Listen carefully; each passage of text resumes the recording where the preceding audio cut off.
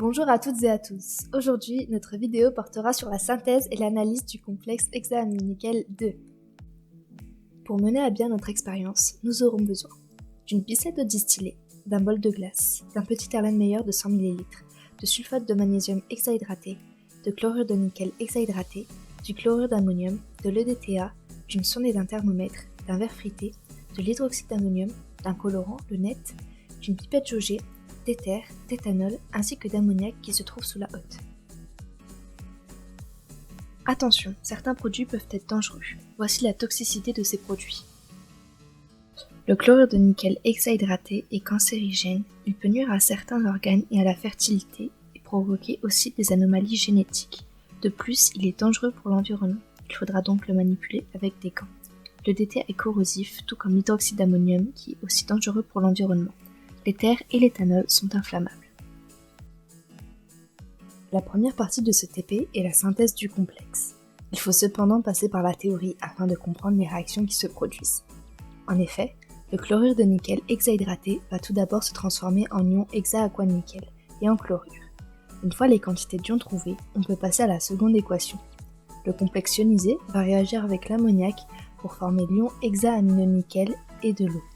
À vous de jouer pour trouver les bons coefficients stoïchiométriques ainsi que le réactif limitant des deux réactions. La première étape de cette synthèse est de tout d'abord prélever 10 g de chlorure de nickel hexahydraté. On prélève ce produit avec des gants à cause de sa toxicité. Il faut ensuite ajouter 15 ml d'eau distillée, puis agiter jusqu'à dissolution complète. On pourra s'aider si besoin d'une plaque chauffante afin d'accélérer le processus. Une fois le mélange bien homogène, on ajoute 40 ml d'une solution d'ammoniac à 20%.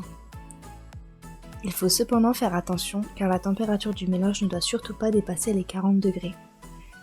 Et il faut bien que la température soit dans le mélange, pas comme la photo.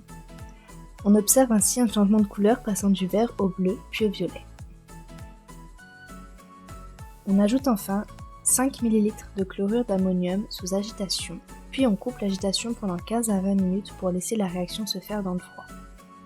On pèse ensuite un verre frité vide et on note sa masse afin de pouvoir calculer notre rendement en fin de réaction.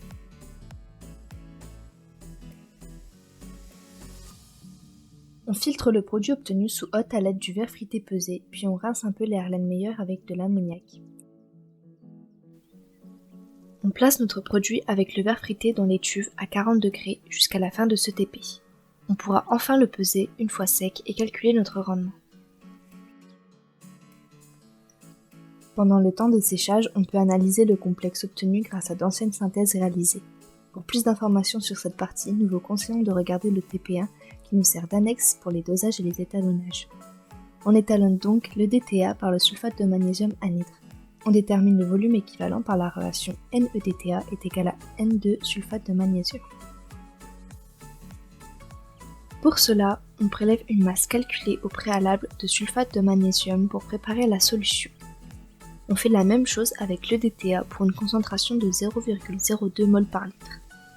On doit observer un changement du rose violacé au bleu. Pour le dosage, on devra prélever une masse connue du complexe et le doser avec l'EDTA qui est donc déjà étalonné. Ainsi, on peut déterminer la concentration du complexe. Voici le changement de couleur observé grâce à la murexide. Il ne vous restera plus qu'à déterminer le rendement de votre synthèse et calculer la concentration d'hexaamine nickel par le dosage. Ce TP est terminé, n'hésitez pas à vous référer aux autres vidéos des tutos de Miné et on vous dit à bientôt pour un nouveau tuto.